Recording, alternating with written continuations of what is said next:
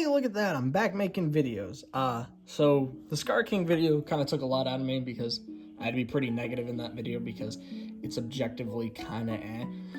But hey, we're looking at a good figure this time around. So this is a very special video because I thought I'd never get this figure because he's 10 years old now. He released in 2015 and it's from one of my favorite Godzilla stories. I guess it's fan-made. It's the Godzilla NES Creepypasta, but this is Godzilla from Godzilla Monster & Monsters, the original NES game, the figure, the NECA figure from 10 years ago. And I love this figure. I really love this figure. Now, I did kind of overpay for him a little bit because I actually found him in a store in my local area that sells a bunch of action figures and toys. And they had this figure, and it was super, super cool. I was very, very excited to see it, and I was like, oh, I just had to have it, because I never thought I'd ever get this figure in my hands. And yeah, we'll start out with the box here. Beautiful box. They literally just redid the NES cover. It's so glary, I'm sorry. They literally just recreated the NES box here for this, and it looks so nice. Look at that. Godzilla Monster & Monsters. Super nice detail here. They even have the NECA seal of approval in the NES font. Very cool, but that means nothing. On the top, we got Godzilla.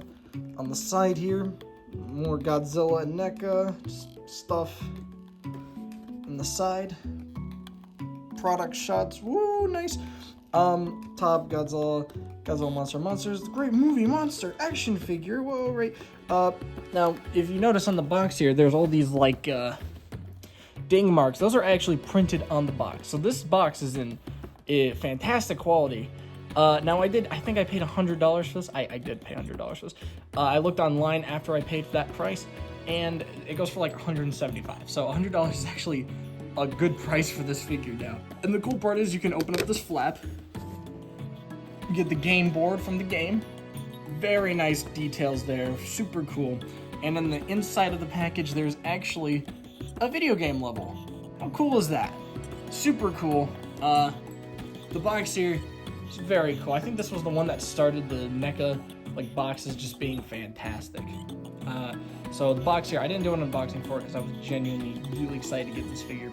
So I just wanted to open it up and take it out and play with myself.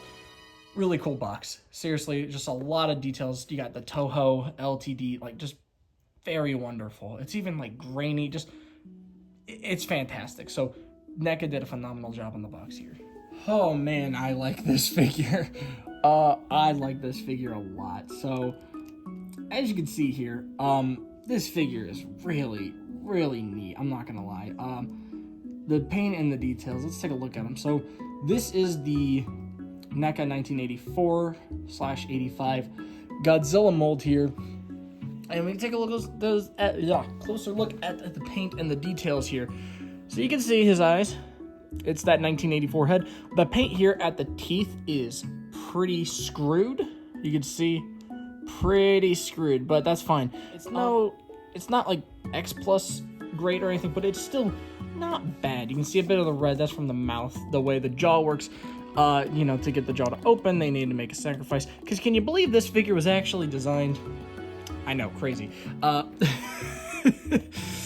Yes, that is a diss at Shimo and Godzilla Evolved. Can you believe this figure was designed to have an opening jaw? It's crazy. But going down, the paintwork here is very well done. You can see all this pixelated effect. It looks really good, especially for NECA. This is really good.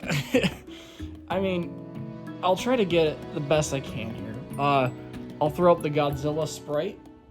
So to give you a comparison, here's the figure and here's the Godzilla sprite. And I mean, you can see they did a pretty good job at capturing the sprite's silhouette. It's very well done. Last bit on the details here, the eyes are painted really well. I think I already said that, but I want to just flip these bad boys over to just show you what $30 got you back in the day. And yes, those claws are painted all the way. Yet again, not dissing. Yes, I am. I am dissing Godzilla Evolved. So, nice. Good job. Bandai, you guys did great.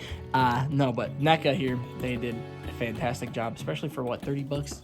$30-$40 ran back in the day.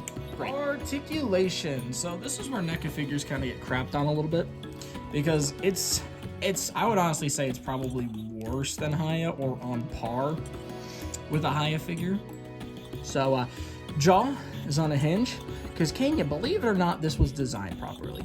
And the really cool thing is the hinge is really precise, and it's very good. So if you're a stop motion animator, good hinge. Neck is on a ball joint technically, but what you're gonna notice about it is it not a lot of downward movement and kind of okay upward movement and swivel. It basically, this joint acts as a swivel, and then this joint is gonna act as a ball joint. So a little bit of side and side, but not too crazy, as you can see there. Arms are going to be on a ball joint here at the bicep, just like so. So range is pretty decent here, and there's a swivel hinge combo here, and yes, you can get full 360 range and bend. The wrists are going to be on barbell joints, so two joints, so ball joint here and ball joint here, but they're pretty garbage, I'm not gonna lie. They're pretty trash.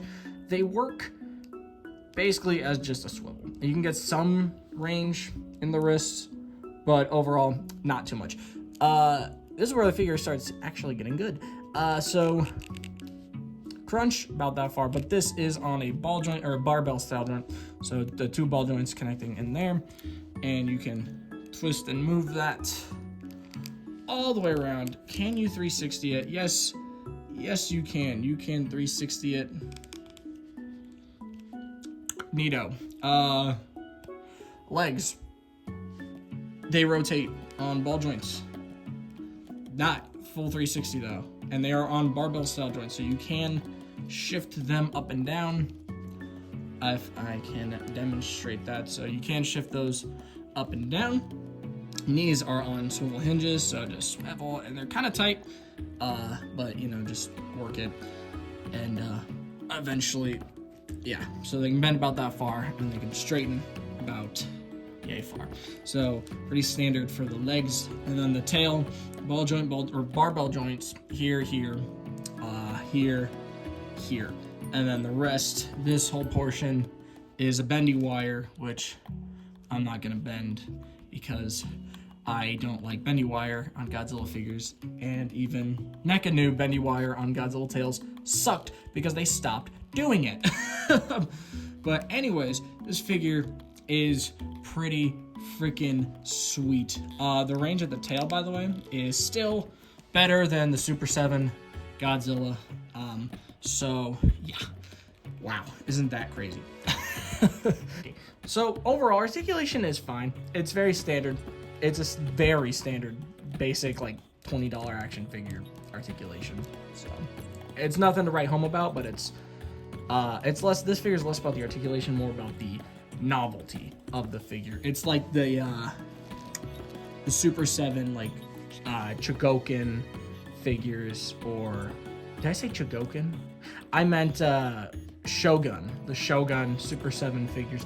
You're paying really not for the product, or not the product. You're not paying for the articulation. You're paying more for the idea and the you know, the refer, like the just it being a very obscure. That's what I'm trying to say. It's very obscure idea, very obscure, you know, product. That's why I love this thing. All right, size comparison time. Here is the NECA 1954 Godzilla. So you can pretty much see he is in the same ballpark as these guys. They're very similar in size. Which one's the better overall figure? I think he is. This is a really good figure. The NECA 1954 is one of the best 1954 figures ever, and I need to review it one day because it's really good. And this figure is great too, but this figure's good. So he's very standard 6-inch Godzilla. Here he is next to the other NECA Godzilla I've reviewed. He's definitely a little taller, but he is still complete trash. He's still broken and still kind of horrible. Kind of a horrible figure, not gonna lie. Very disappointing figure, but you know, he's still he's still here. So he is definitely taller, a little heavier too, but not even close to being as good as him. Yes, I'm putting him with all my NECA figures.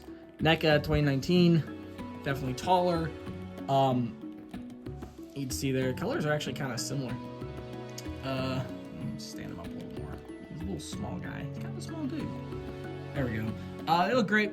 Honestly, these guys look really good together. He's still a good figure. He came later. There you go, what I mean by even they knew it was a bad idea, because, yeah, they switched to ball joints, because even they knew bendy wire sucked. So, yeah, both of these are good figures. This was kind of, you know, NECA on its high road. This was them early game, but this figure's still decent, so. Is that paint scuff? I think there is some paint damage. I did not mention this, because I just noticed it. You can see some paint damage throughout the leg. Huh. Interesting. I think that's just NECA being NECA. We'll throw that up to NECA being NECA, because I actually don't know what that's from. So we'll throw that up to being NECA, you know. One of the best Godzilla figures ever. NECA 1962. This is peak NECA. This thing is such a good figure. This is definitely peak NECA. This is pretty good. So that's how they scale. If you have this figure, he is so heavy you could kill someone with this guy. Yeah, he gives me a lot of Super 7 Destroyer vibes. So he's so heavy and big you could kill someone with that. But there they are. And for all the people who don't have any NECAs, here he is next to the Hiya Toys Godzilla. If you don't have this figure at this point, it's kind of on you, because they've re-released this damn mold about 1,000,000 times. So pick whichever one you like and go with it, because there's a lot of them now. But you can see here, you know, he's a 7-inch figure, 8-inch figure, and he's a little 6-inch guy. So, you know, very ballpark, just standard 6-inch guys. I want to do a video one day talking about NECA when they had the Godzilla license, because I think NECA, they did good. Honestly, I do think they did good. Are they like the greatest figures in the world? No, but they were doing ideas like this. And it kind of reminds me of Super 7 now, where they take like really obscure things. But this figure is really cool because, and he's one of my favorites. Not only is the figure pretty just okay, I would say it's an okay figure, but I really love this idea of trying to bring a video game Godzilla to life. It's really kind of obscure, like, just idea, and it just looks so cool. I think they did a really good job with it, and there's nothing else like this on the market at all. This is pretty much a one-in-one idea, and it's fairly well done, and I just really like this figure. So when I saw it, I was like, I have to get it, because it's just a very well done product. I really do like it. It's handled surprisingly well, and I really do like this figure. I really do. I think it's a very good 6-inch Godzilla figure, especially for just how damn weird it is. I know it's kind of a weird thing to say, but it's just very well done, and I really do like this figure. And I would say if you can find it for about $100, get it. I think that's a little expensive, but definitely try to get it with the box, because the box is honestly just as cool as the figure. But if you can get it loose for like $40-$50, I think that's a good price. Just make sure nothing's broken or anything, but this figure is very, very good, I would say. Very good figure. I highly recommend. I don't do number ratings. Sometimes I do, sometimes I don't, but screw it. We'll do a number rating this time. We'll go ahead and say, what should we say? 7 out of 10? Sure, 7 out of 10. But personal-wise, this is probably one of my favorite Godzilla figures now. Maybe I'll do a top 10 list eventually, but I love this figure. So that's the review. Like, comment, subscribe. I'll see you guys in the Shimo video. God help me.